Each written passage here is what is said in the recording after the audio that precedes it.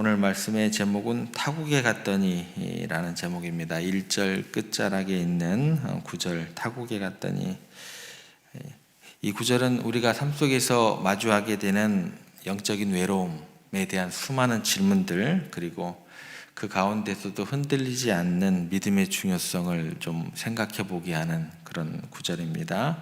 우리가 때때로 믿음의 생활을 하고 있으면서도 이제 하나님과 단절되는 듯한 그런 답답함을 느낄 때가 종종 있습니다. 그런데 오늘 이 시간 타국에 간 주인의 그 의미가 어떤 것인지 함께 되새기면서 우리 눈에 보이지 않지만 또 여전히 우리의 삶의 주인 되시고 한순간도 우리를 떠나지 않으시는 하나님을 더욱더 깊이 신뢰하는 그런 은혜가 우리 가운데 있게 되기를 간절히 소망합니다.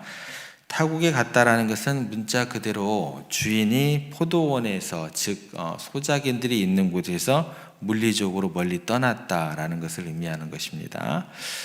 지금도 뭐 타국에 간다, 뭐 미국을 간다, 뉴질랜드를 간다, 뭐 어디 유럽을 간다 그러면 좀 언제 보지? 뭐 이런 생각이 들 만한 어떤 그런 거리인데, 지금 이때 당시에 어떤 그 발달하지 않았던 교통과 통신을 생각했을 때 그 시대적 배경을 고려하게 된다고 한다면 타국에 간다라는 것은 소작인들에게 주인의 부재를 더욱더 실감하게 했을 그런 비유, 또 그런 상황으로 이해를 하시면 좋을 것 같습니다.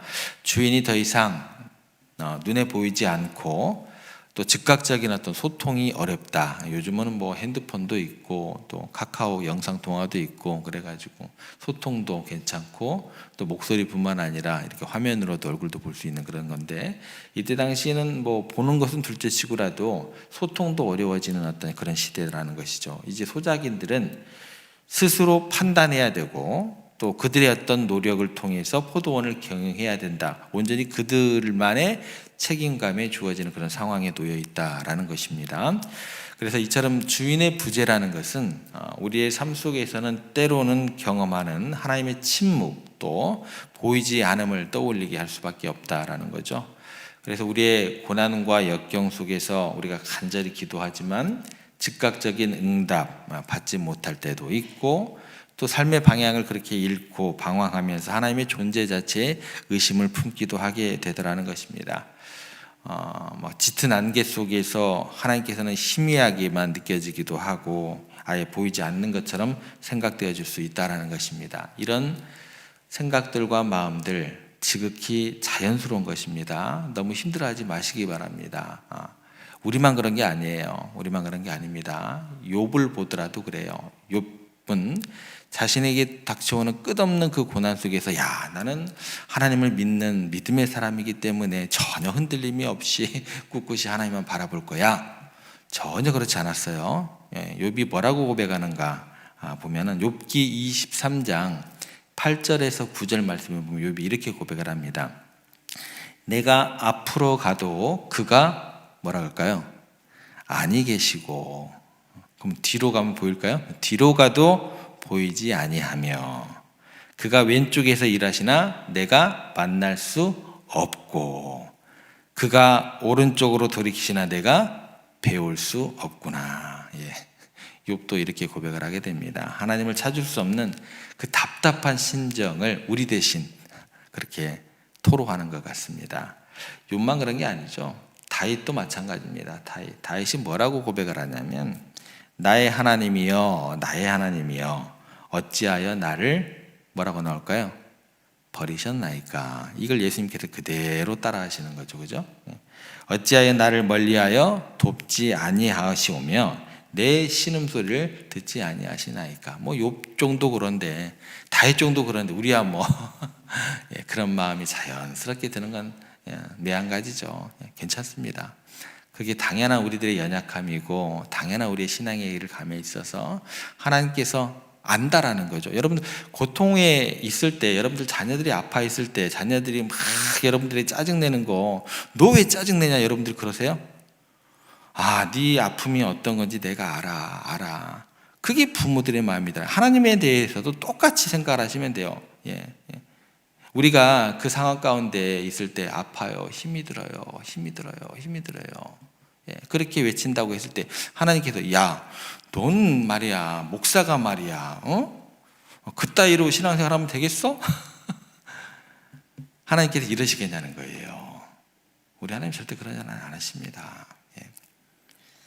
이러한 외침들 자체가 우리들에게 하나님과의 그 단절감을 느꼈던 인간들의 솔직한 고백이 될 수밖에 없다라는 것입니다. 그런데 중요한 사실은 뭐냐면 주인이 타국에 갔다라는 것이 포도원에 대한 주인의 소유권이나 그 주권이 사라졌다는 의미가 아니다라는 것도 우리가 생각을 해야 될 것입니다. 주인은 여전히 포도원의 주인이고 소작인들은 여전히 주인의 소작인이다라는 것은 변하지 않았다라는 것입니다. 주인의 물리적인 부재가 주인의 권위를 약화시키거나 소작인들에게 주어질 그 책임에 대한 면제 조건은 되지 않는다라는 것이죠. 오히려 주인은 모든 것을 알고 있고 때가 되면 돌아와서 소작인들에 대한 행위에 대한 것들을 어떻게든 묻을 수 있는 그런 자격이 있고 그런 심판이 그에게 주어질 수 있다라는 것입니다. 마찬가지예요. 하나님께서 우리에게 눈에 보이지 않고 우리의 기도에 즉각적으로 응답하시지 않는 것처럼 느껴질 때에도 하나님은 여전히 우리의 창조주 되시고 주권자 되시고 우리의 삶을 주관하시는 분이다라는 것입니다. 하나님이 보이지 않는다고 해서 하나님의 부재를 의미한 것이 아니다라는 거예요. 하나님께서는 우리의 눈에 보이시지 않지만 우리 안에 우리 삶 속에서 온 세상 가운데 내재하시는 분이다라는 거예요. 그래서 우리가 눈에 보이는 현실에만 매몰되어서 하나님의 임재를 잊어버리지 않도록 우리가 늘 깨어 있어야 된다라는 것입니다. 타국에 가 있어도요, 포도원에 대한 주인의 권리는 변함없이 유효합니다. 그래서 소작인들은 여전히 성실하게 주인의 명령에 따라서 포도원을 경작하고 또 때가 되면 소출을 바쳐야 될 의무를 가지고 있다라는 것입니다. 그래서 주인의 물리적 부재는 소작인들에게 있어서 핑계가 될 수 없다라는 거죠. 무시할 수 있는 그런 변명이 될 수 없다라는 것입니다. 오히려 이제 뒤에 보면 때가 이르매라는 단어가 나오죠. 종을 보내어 소춘을 확인하고 소작인들의 경영 결과를 분명히 평가하는 날이 있게 된다라는 것입니다. 그래서 소작인들에게는 한편으로는 자율적인 그들에게 주어지는 어떤 그런 시간의 기회도 되지만 동시에 그들의 믿음과 성실함에 대한 시험이 되는 중요한 일이 되기도 하는 것입니다. 그래서 하나님께서도 우리의 눈에 보이지 않으셔서 그분의 통치는 변함없이 온 세상 가운데 지속되고 있음을 우리가 깨달아야 할 것이고 또 우리의 고난과 어려움 속에서 하나님의 침묵을 느낄 수밖에 없을 때에도 세상은 여전히 하나님의 정하신 섭리 가운데 운행되고 있고 그분의 계획은 한순간도 멈추지 않고 진행되고 있다라는 것 우리가 기억하면서 때로는 그 방법이 우리가 이해할 수 없는 방법으로 때로는 우리가 전혀 예상하지 못한 방법으로 하나님께서 여전히 역사를 주관하고 계시고 우리의 삶을 가장 선한 길로 인도하고 계십니다 라고 그 마음 가운데 거할 수 있는 우리가 되어야 한다는 것입니다. 그래서 이사야 40장 28절에 보면 이런 말씀이 나옵니다. 너는 알지 못하였느냐 듣지 못하였느냐 들었으면 알았으면 그 마음 가운데 거하라는 거예요. 하나님은 어떤 하나님이냐? 그 다음에 이렇게 설명을 합니다.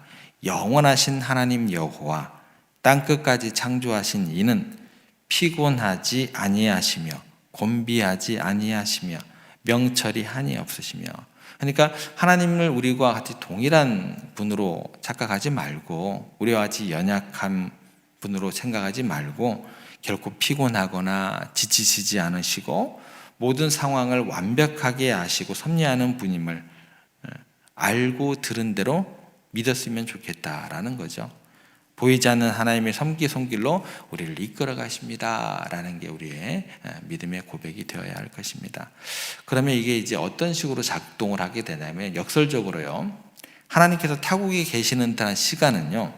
우리가 믿음을 더욱더 굳건하게 하는 연단의 과정으로 나아갈 수 있게 되는 것입니다. 그래서 눈에 보이는 것에 의지하지 않고 보이지 않는 하나님을 신뢰하는 마음, 현실의 어려움 속에서도 하나님의 약속을 붙드는 믿음, 침묵하시는 하나님께 더욱더 어떻게 해요? 간절히 부르짖는 믿음, 이렇게 이제 반응하게 되는 거죠. 이러한 믿음은 고난이라는 연단을 통해서 더욱 순수하고 강하게 우리를 단련해 나아갈 수 있게 되는 것입니다. 그래서 우리가 하나님의 부재를 느끼는 순간에도 변함없이 우리를 사랑하시고 우리를 위해 역사하시는 그 하나님을 믿음으로 바라볼 때 우리는 이제 이전과 다른 상황 가운데 놓이게 되죠. 어떤 어려운 상황 속에서도 흔들리지 않는 견고한 믿음을 소유할 수 있게 되는 것입니다. 그래서 주인이 멀리 타국이 가 있다 할지라도 소작인들은 맡겨진 그 포도원을 한결같이 성실하게 경작하며 풍성한 열매를 맺을 수 있는 그런 소작인들로 나아갈 수 있게 되는 거죠. 그래서 책임을 더욱더 통감하면서 또 게으르지 않고 핑계를 대지 않고 정해진 때가 이름에 반드시 돌아와 합당한 소출을 기대하는 그런 주인에게 아름다운 열매로 또 그 열매를 보여줄 수 있는 책임을 다하고 그 뜻을 따라 살아가는 소작인들이 되는 것처럼 우리들도 그 과정을 그대로 우리 하나님의 그 기대에 맞게 부응하는 우리가 되면 좋을 것 같습니다. 그렇게 될 때에 보이지 않으시는 세상 속에서 또 하나님께서 우리들 가운데 함께 하심을 믿음으로 살아갈 때에 하나님께서 느껴지지 않을 때에도 우리의 믿음은 더욱더 환경에 좌우되는 것이 아니라 변치 않는 하나님의 약속과 신실한 가운데 굳게 뿌리낼 수 있게 된다는 것입니다. 그래서 히브리서 11장에 믿음에 대해서 뭐라고 얘기를 하냐면 믿음은 바라는 것들의 실상이요 보이지 않는 것들의 증거니. 그러니까 눈에 보이는 현실을 넘어서 보이지 않는 하나님의 실제를 확신하고 그분의 약속을 굳게 붙드는 것이 믿음이다라는 것입니다. 이렇게 살아가게 되면 이게 하나님의 영광이 되는 거예요. 보이지 않으시는 그 하나님의 그 모습 속에서 변함없이 그분을 신뢰하고 살아갈 때 하나님께서는 우리의 믿음을 기뻐하시고 우리 삶을 통해서 영광을 받으신다라는 거예요. 그러니까 우리들이 뭔가 굉장한 큰 성공을 이루는 것, 그것도 하나의 영광의 측면이지만 그것보다 더 크게 믿음의 증거가 된다라는 것입니다. 보이지 않는 곳에서 우리들이 묵묵히 헌신하는 작은 섬김이에요. 큰 성공, 그것보다 훨씬 더 이게 강하다라는 거예요. 아무도 알아주지 않아도 변함없이 드리는 간절한 기도, 이게 더 하나님께 영광이 되는 거예요. 큰일 하려고 하지 마세요. 그거 하면은요 결과적으로는 시험에 들 확률이 굉장히 높습니다. 수많은 고난과 역경 속에서도 결코 포기하지 않고 끝까지 인내하는 믿음, 고통과 역경이 없다고 해서 그게 하나님께 영광이 되는 게 아니다라는 거예요. 내가 그 가운데서 포기하지 않고 하나님을 붙들고 인내하는 믿음이 있다라고 한다면 이것만큼 하나님께 큰 영광이 되는 게 없다라는 것입니다. 이 모든 보이지 않는 헌신과 믿음의 아름다운 열매들이 하나님께서는 그 어떤 것보다도 하나님께는 귀하고 향기로운 소출이 된다라는 거예요.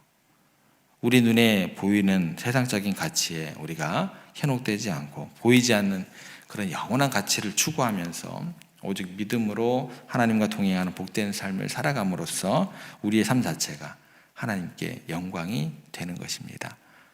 그리고 최후 승리를 얻기까지, 그리고 영광의 면류관을 우리에게 허락하시는 그 하나님, 선한 길로 인도하신 하나님, 그 하나님께서 예비하신 그날은 우리에게 기다리고 있다라는 것도 꼭 기억하시기 바랍니다. 오늘 우리가 살펴봤던 게 뭐죠? 타국에 가신 주인, 타국에 가신. 여러분 때로는요 멀리 계시게 느껴집니다. 변함없이 우리의 그런데 삶의 주인이시고 한순간도 떠나지 않으시는 하나님을 우리가 생각할 수 있어야 된다는 것입니다. 때로는 우리의 삶에서 짙은 안개가 드리워지고 하나님께서 멀리 타국에 가신 것처럼 느껴질 때가 있을지라도 그럴 때일수록 우리가 더욱 굳건한 믿음으로 하나님을 바라볼 수 있어야 한다라는 거죠. 우리를 언제나 사랑하시고 우리의 삶을 선한 방향으로 인도하시고 우리의 믿음을 통해 영광 받으실 그 하나님이심을 우리가 기억하시기를 바랍니다. 그래서 보이지 않는 하나님을 더욱더 신뢰하시고 어떠한 상황 속에도 흔들리지 않고 신실한 청지기로 살아갈 수 있는 복된 삶을 살아가시기를 주님의 이름으로 간절히 부탁드립니다.